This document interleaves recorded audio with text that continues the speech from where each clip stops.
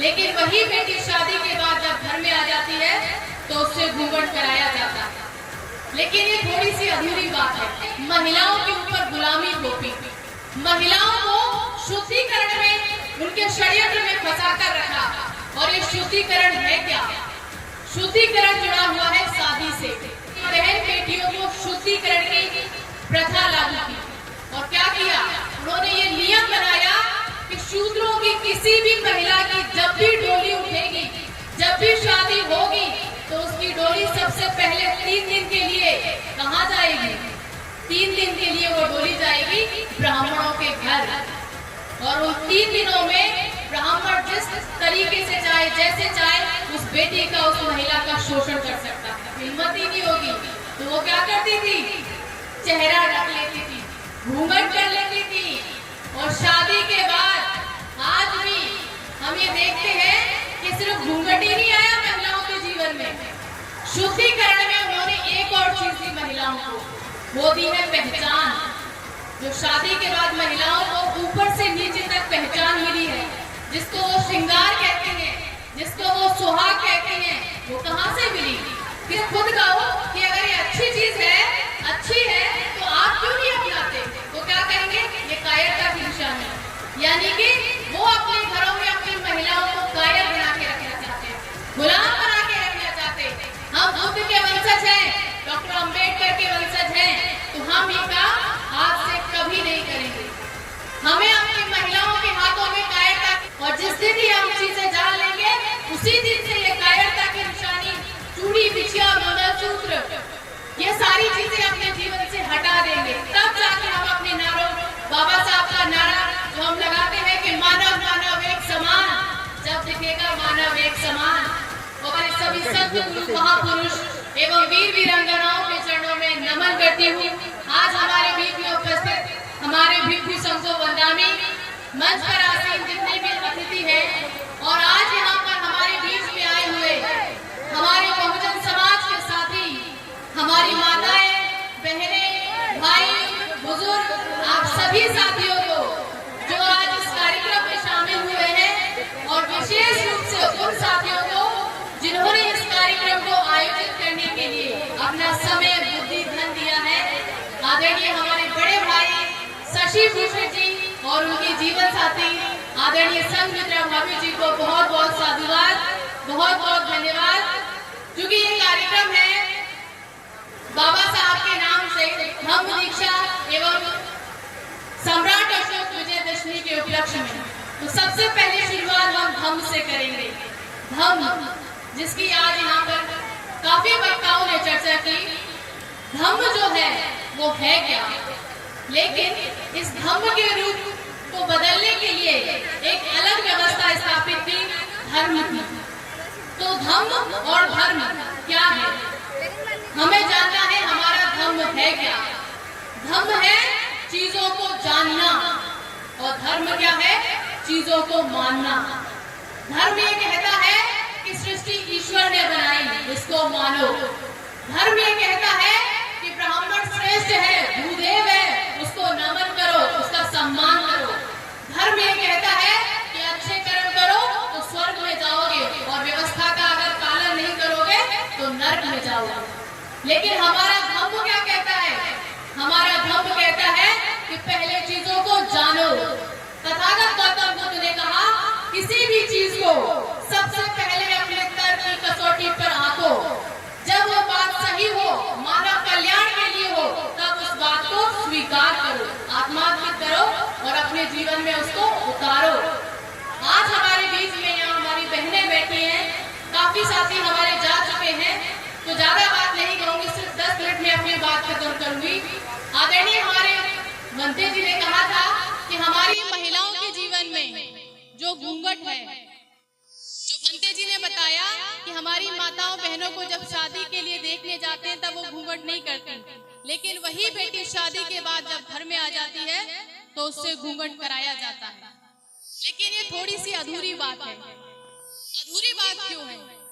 अधूरी बात इसलिए है कि पहले तो हमें ये जानना है कि ये घूंघट शुरू कहाँ से हुआ।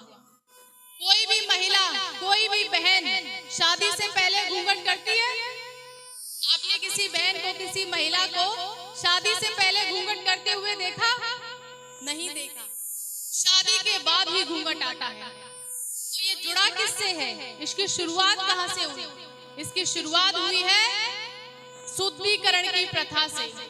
जो मनुवादी व्यवस्था है, उस व्यवस्था ने इस देश की सबसे बड़ी शक्ति, जनशक्ति को बांटने के लिए महिलाओं के ऊपर गुलामी थोपी। महिलाओं को शुद्धिकरण में, उनके षड्यंत्र में फंसाकर रखा। और ये शुद्धिकरण है क्या? शुद्धिकरण जुड़ा हुआ है शादी से। जैसे आज हमारे समाज में शादियां होती हैं, इससे पहले भी जब हमारे पुरखे थे तब भी शादी होती थी। लेकिन हमारे पुरखों के समय में, हमारे दादी नानी के समय में शादियां 3 दिन की होती थी और आज शादी 1 दिन की होती है। अक्सर ये लोगों ने सुना होगा कि पहले शादियां 3 दिन की हुआ करती थी। तो 3 दिन की शादी में होता क्या था? 3 दिन की शादी में ब्राह्मणवादी व्यवस्था ने हमारी बहन बेटियों को शुद्धिकरण की प्रथा लागू की। और क्या किया? उन्होंने ये नियम बनाया कि शूद्रों की किसी भी महिला की जब भी डोली उठेगी, जब भी शादी होगी, तो उसकी डोली सबसे पहले 3 दिन के लिए कहाँ जाएगी? 3 दिन के लिए वो डोली जाएगी ब्राह्मणों के घर। और उन 3 दिनों में ब्राह्मण जिस तरीके से चाहे, जैसे चाहे, उस बेटी का, उस महिला का शोषण कर सकता है। उसका शुद्धिकरण के नाम से ये हमारी बहनों को षड्यंत्र पूर्वक उनको इस्तेमाल करते थे, उनका शोषण करते थे। और जब वो शुद्धिकरण कर देते थे, महिलाओं का उनसे मन भर जाता था, तो जब उनके घर वाले उनको लेने आते थे, जैसा भंते जी ने बताया कि महिलाएं घूंघट किससे करती हैं? जेठ से करती है और ससुर से करती है। तो जब वो बहन 3 दिन के बाद जब उसके घर वाले लेने जाते थे, तो मुख्य रूप से जेठ और ससुर ही लेने जाते थे। जिस बच्ची के साथ 3 दिन में जो दरिंदगी हुई, जो हैवानियत उसको हुई, जो उसके मान सम्मान स्वाभिमान को ठेस लगी, और जिस पीड़ा को उसने सहन किया, जब वो अपने घर वालों को आते हुए देखेगी तो उनसे नजरें मिला लेगी? मिला सकती है क्या? उसकी हिम्मत ही नहीं होगी। तो वो क्या करती थी? चेहरा ढक लेती थी, घूंघट कर लेती थी। और शादी के बाद आज भी हम ये देखते हैं कि सिर्फ घूंघट ही नहीं आया महिलाओं के जीवन में, शुद्धिकरण में उन्होंने एक और चीज दी महिलाओं को, वो दी है पहचान। जो शादी के बाद महिलाओं को ऊपर से नीचे तक पहचान मिली है, जिसको वो श्रृंगार कहती हैं, जिसको वो सुहाग कहती हैं, वो कहां से मिली? किसने इसकी शुरुआत की?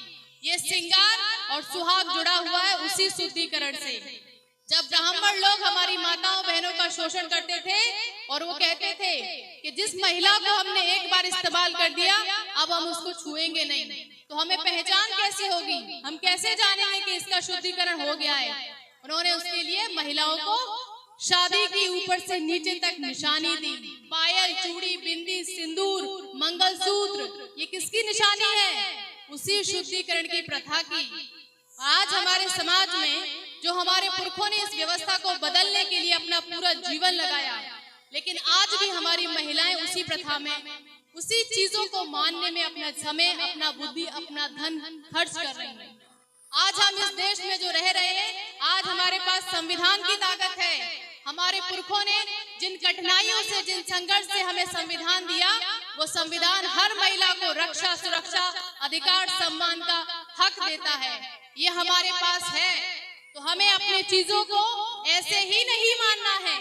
हम बुद्ध के वंशज हैं, पहले हमें चीजों को जानना है।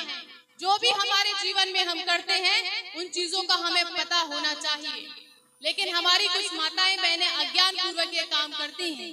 अगर कोई व्यक्ति इस चीज को जान जाए तो उसी दिन उन चीजों का परित्याग कर देता है। जैसे मैंने इन चीजों को जाना, तो मेरे जीवन में जब से मेरी शादी हुई और शादी से पहले मैं इन चीजों को पढ़ती थी, जानती थी। और मैं धन्यवाद करना चाहूंगी अपने जीवन साथी का, जिसकी वजह से मुझे ये मार्ग मिला, जिसकी वजह से मैंने अपने पुरखों को जाना, जिसकी वजह से मैंने माँ सावित्रीबाई फूले जी का 2018 में पहली बार नाम सुना। ये सारी चीजें भैया जी, ये सारी चीजें मुझे मेरे जीवन साथी से मिली, जिन्होंने मेरा मार्गदर्शन किया, जिन्हें मैं अपने गुरु के रूप में मानती हूँ, बाद में अपना जीवन साथी कहती हूँ। हम लोगों को खास करके महिलाओं को ये जानना है, जो अज्ञानता के वश में आप जो श्रृंगार कर रही हैं, ये सुहाग कर रही हैं, सही श्रृंगार है क्या, सही संस्कार है क्या? हम जो नारा लगाते हैं कि मानव मानव एक समान, तो ये मानव एक समान कब दिखेगा? जब शारीरिक रूप से समान होगा। हमें अपने पैरों में पायल नहीं पहनना। बाबा साहब ने कहा कि मैं अपने समाज को सूट और बूट में देखना चाहता हूँ। जब मैंने इस बात को समझा तो अपनी शादी सूट और बूट में की। मैं पायल नहीं पहनती हूँ अपने पैरों में, मैं बूट पहनती हूँ। जो महिलाएं हमारी कमर में करधौनी पहनती है, मैं ये श्रृंगार नहीं करती, मैं कमर में बैज लगाती हूँ।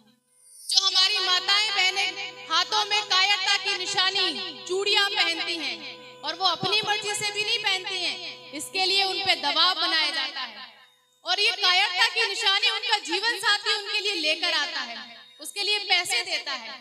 और अगर उससे खुद कहो कि अगर ये अच्छी चीज है, अच्छी है, तो आप क्यों नहीं अपनाते, तो क्या कहेंगे? ये कायरता की निशानी। यानी कि वो अपने घरों में अपनी महिलाओं को कायर बना के रखना चाहते हैं, गुलाम बना के रखना चाहते। हम बुद्ध के वंशज हैं, डॉक्टर अंबेडकर के वंशज हैं, तो हम ये काम आज से कभी नहीं करेंगे। हमें अपनी महिलाओं के हाथों में कायरता की निशानियां, चूड़ियां, कंगन नहीं पहनाना है। हमारे पुरखों ने हमें कलम की ताकत दी है, जो दुनिया का इतिहास बदल सकती है। और कलम की ताकत, शिक्षा का अधिकार हर व्यक्ति को मिला है। दूसरी चीज, जो हमारी महिलाएं गले में मंगलसूत्र पहनती हैं, जिसको वो सुहाग की निशानी, मतलब अपने पति की जान मानती है कि अगर ये टूट गया तो हमारा पति नहीं बचेगा। हमारे पति की जान मंगलसूत्र में है। हमें अपने गले में ऐसी बेड़ियां नहीं डालनी है। जानवरों के गले में ये चीजें होती हैं। हम इंसान हैं और हमारे पुरखों ने हमें सूट और बूट में बोला है कि मैं अपने समाज को सूट और बूट में देखना चाहता हूँ।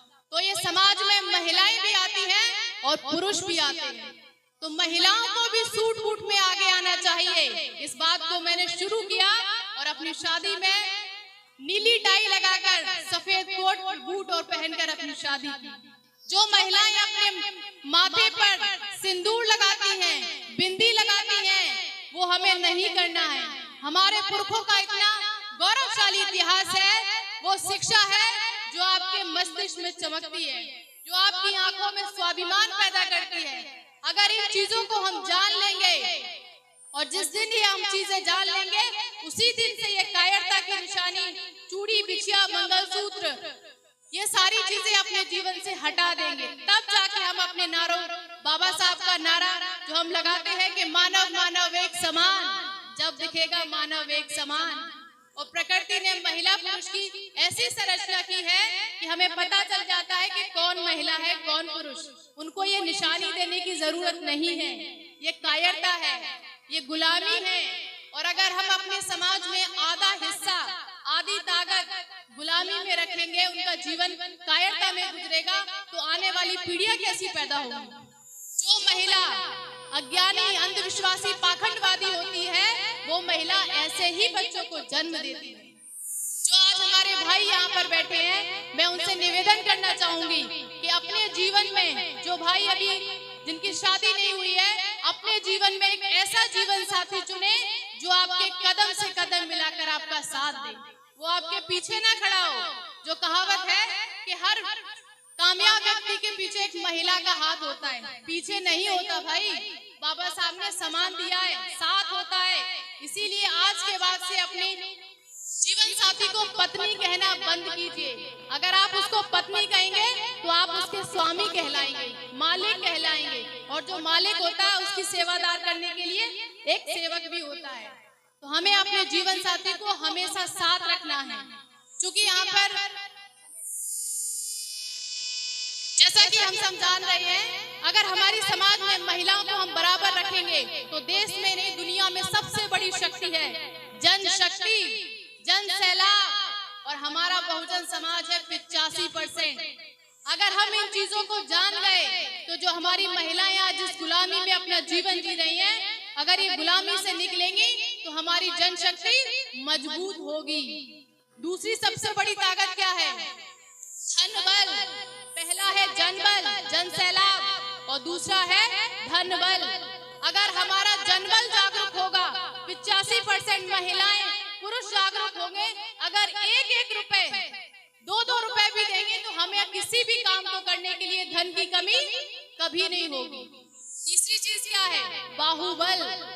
जो बाहुबल है, जो हमारी माताएं अपने कोख में 9 महीने तक अपने बच्चों को रखती हैं, अपने खून से उनको सींचती हैं, और जब इस दुनिया में जन्म देती हैं तो कई सारी माताएं बहनें तो इस दुनिया से, अपने जीवन और मृत्यु के बीच में एक दौर आता है, कई सारी बहनें हमारी मृत्यु हो जाती है। इतनी कठिनाइयों में, दर्द में, पीड़ा में जब अपने बच्चे को आप जन्म देती हैं, उस वक्त जो आप दर्द सहती हैं, उस वक्त जो महिलाओं को पीड़ा होती है, जब एक महिला एक बच्चे को जन्म देती है, अगर हम किसी व्यक्ति को गोली मार दें तो उसको इतना दर्द नहीं होगा जितना दर्द एक महिला जब बच्चे को देती है। तो इतनी कष्ट में, दर्द में, पीड़ा में हम अपने सपूतों को पैदा कर रहे हैं। ये कुदरत ने सबसे बड़ी शक्ति दी है महिला को, एक इंसान, एक उत्पत्ति जो इस सृष्टि की हो रही है, उस इंसान को पैदा करने की। अगर हम बाहुबल मजबूत रखेंगे और धन बल हमारा मजबूत होगा, जन बल मजबूत होगा, तो हमें एक और बल की जरूरत है, वो सबसे बड़ा है। वो क्या है?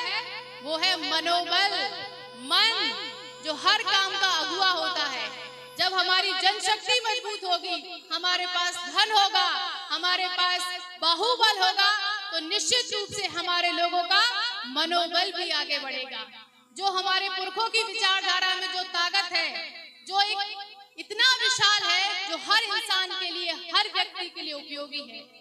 आप सभी साथी काफी समय से यहाँ पर बैठे हैं, कुछ साथी दूर से भी आए होंगे, तो मैं आपका ज्यादा समय ना लेते हुए अपनी बात को यहीं खत्म करूंगी। आप सभी को जो डॉक्टर साहब ने जो बात बताई थी कि हमारी सबसे बड़ी बीमारी है जाति, उसका कारण है धर्म, उसकी निवारण है एक साथ बैठना, एक साथ खाना, एक साथ शादी समारोह करना। उसमें एक और चीज रह गई, उसका परहेज क्या है? हमें बीमारी पता चल गई, कारण पता चल गया, दवा पता चल गई, खाने का तरीका भी हमने जान लिया। अगर हमने परहेज नहीं किया तो बीमारी हमारी ठीक नहीं हो सकती। हमारा परहेज क्या है? हमारा परहेज है कि ऊपर के तीनों वर्णों को, ब्राह्मण, क्षत्रिय, वैश्य, तीनों को कभी भी किसी भी रूप में हम दान नहीं करेंगे। चाहे भागवत हो, चाहे कथा हो, चाहे मंदिर हो, पुजारी हो, सीधे हो, कोई भी चीज हो, हम ऊपर के तीनों वर्णों को कभी भी दान नहीं करेंगे। दूसरा परहेज क्या है? दूसरा परहेज है मान सम्मान। जो व्यक्ति की सबसे बड़ी पूंजी होती है उसका स्वाभिमान। हमारे लोग उन चुटिया वालों को, एंटीना वालों को बड़ा कहते हैं, ऊंचा कहते हैं और उनका सम्मान करते हैं। आज तक उनके पुरखों ने, उनके बच्चों ने हमारे लोगों का कभी सम्मान किया? हमारे पुरखों को तो आज तक वो अपमानित करते हैं, बाबा साहब की आए दिन मूर्तियां तोड़ते हैं। तो ऐसे दुष्ट लोगों को हमें मान सम्मान देना चाहिए? क्या हम उनको मान सम्मान देंगे? कभी नहीं देंगे। और तीसरी चीज क्या है? तस्वीर बदल सकती है। जो हमारे पुरखों ने हमें सबसे अनमोल हथियार दिया, वो है मतदान, मताधिकार।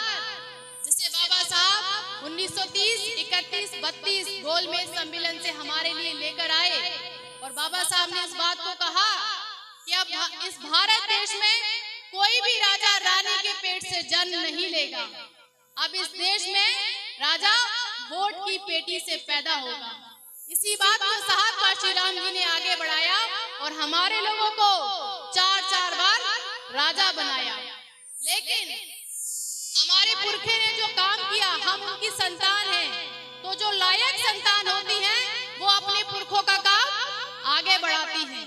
तो जो मताधिकार हमें मिला हुआ है, ऊपर के तीनों वर्णों को, ब्राह्मण, क्षत्रिय, वैश्य, मनुवादी पार्टियों को और उनके गुलामों को हम जीवन में कभी भी मतदान नहीं देंगे। ये हमारे परहेज है। पहला है दान, दूसरा है मान सम्मान और तीसरा है मतदान। हम ये काम अपने अपने बहुजन समाज के साथ करेंगे। जब भी दान करना है तो जो हमारे बौद्ध भिक्षु हैं, जो हमारे बौद्ध विहार हैं, जो हमारे उपासक हैं, जो अपने कारवा को आगे बढ़ा रहे हैं, हमें ऐसे लोगों को दान करना है। और मान सम्मान जो हमारा नेतृत्व कर रहे हैं, जो लोग त्यागवान हैं, नैतिकवान हैं, समर्पण है, जिनका समाज हित के लिए योजना बना रहे हैं, ऐसे लोगों का हमें मान सम्मान करना है। और मतदान जो व्यक्ति स्वतंत्र है, निष्पक्ष है, ईमानदार है और शीलवान है, ऐसे बहुजन समाज के साथी को हमें मतदान देना है। ये हमारी सबसे बड़ी पूंजी है। अगर इन 3 चीजों को हमने जान लिया, इसकी ताकत आपकी आने वाली पीढ़ियों का भविष्य बदल सकती है। दुनिया की कोई ऐसी ताकत नहीं है जो आपके बच्चों को कामयाब होने से रोक सके। आप सभी साथियों को बस मैं यही अपनी बात खत्म करूंगी।